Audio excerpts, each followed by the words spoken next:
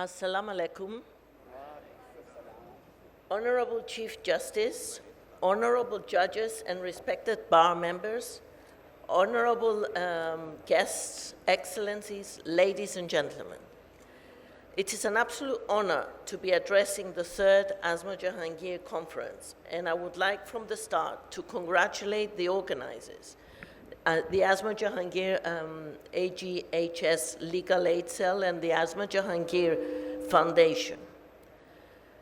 I have not had the fortune to meet Asma Jahangir personally, whose life and achievements I very much admire, but I consider myself lucky to know her physical and extended adopted family, who are fueled by her passion for human rights and justice, and to see that her legacy is still very much alive and flourishing.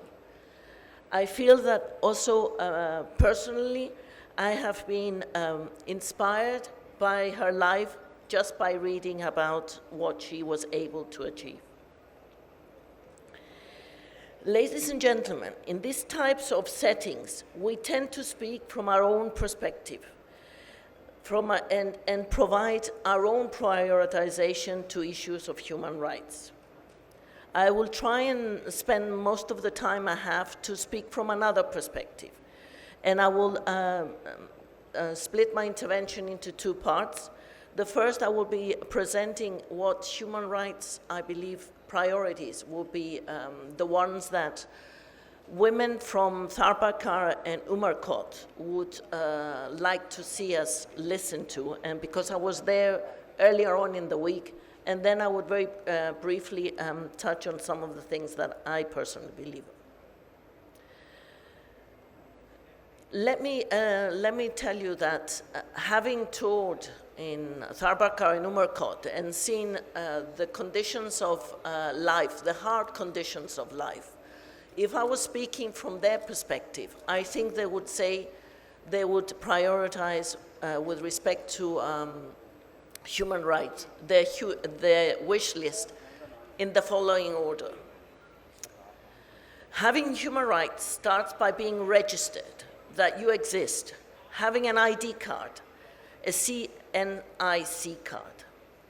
No clear data exists, but about 8 to 12 million people in Pakistan, predominantly women, don't have even that basic right. No registration means no access to services, no rights such as inheritance, no human status, no vote, no voice. So I think for those marginalized of the marginalized, the first step would be to be recognized that they exist. The second point on the wish list is education.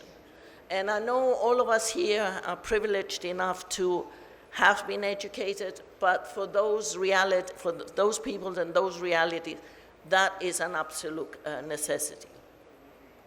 Not even half of Pakistani women can read or write, and 50% is the average. If you go into the details of this statistics, rural areas in Balochistan, rural areas in Sindh, you will find that only 5 or 10% of the women can read and write. Being literate means that you can better know and demand your rights. But being literate also means at the very basic level, that when your child is ill and you're given some medication, you can at least know how to give that medication to your children. So for me, the second point on their wish list is the issue of access to education, because that is a prerequisite to demanding your human rights.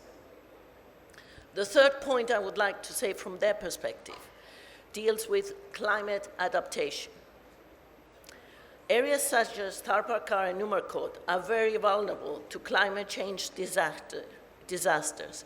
In fact, I was there because I was visiting EU finance projects, which on the one hand focus on the disaster risk reduction, and on the other hand on providing food security. Consider the following dilemma from their perspective.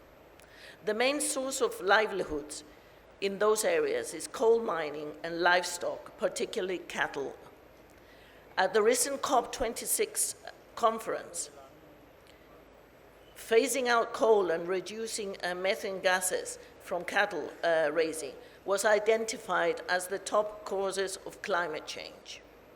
So people from those areas survive from mining and cattle raising, which causes climate change, which is their biggest vulnerability. Providing and planning now to give those people with alternative livelihoods and climate-resistant crops, not only out of charity, and I underline that, but also out of enlightened self-interest, means that we'll be providing them with the basic human rights and the basic human rights of a future.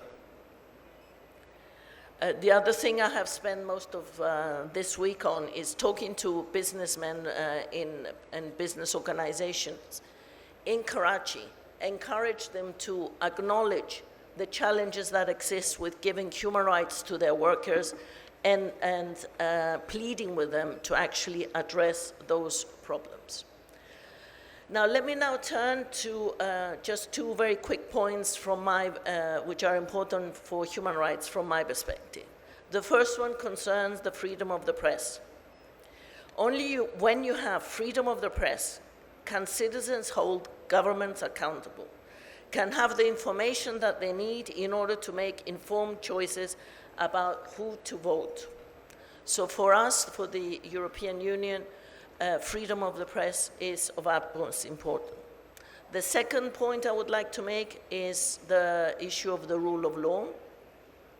The EU in Pakistan for several years has been supporting the increasing capacity of the judiciary in order for them to provide effective, speedy justice. We are very pleased that we're working with the relevant ministries and also with the Chief Justice, and we're currently implementing a 20 million program, which is basically looking into strengthening the legal and regulatory framework, enhancing justice to all, alternative dispute resolution, and increased participation of women in the police force. Allow me to make one final comment on the role of women in the legal profession. Although I believe that there are excellent women judges in Pakistan, Pakistan still is the only nation in South Asia to have never had a female Supreme Court judge. I am convinced that if the justice system walked the talk, there would have been at least a few Supreme Court judges which are female. I would encourage to go down that path. I would like finally to congratulate and thank the organizers for this fantastic organization, which we are very proud as the EU to support, and बहुत शुक्रिया.